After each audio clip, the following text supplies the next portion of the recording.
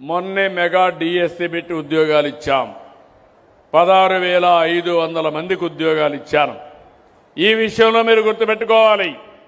మనం 16,500 మందికి ఉద్యోగాలు ఇస్తే నేను పెట్టిన మొదటి సంతకం ఎన్ని ఇబ్బందులు క్రియేట్ చేయాలని ప్రయత్నం చేసినా, కోర్టుకు పోయినా అన్ని వెకేట్ చేయించి సంవత్సరం లోపల ఉద్యోగాలు ఇచ్చిన ఘనత ఈ ఎన్డీఏ ప్రభుత్వాన్ని.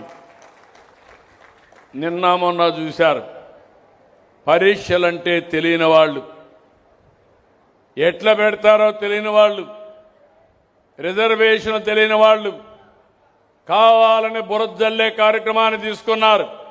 నేను ఒకటే చెప్తున్నా, నేను ముఖ్యమంత్రిగా ఉన్నంత వరకు ఎవడైనా తోక దిప్పి ఎక్కడైనా తప్పు చేసి నడి బజార్లో నిలబెడతాను తప్ప ఎవరిని వదిలిపెట్టనని మరొకసారి మీ అందరికీ హామీ ఇస్తున్నా.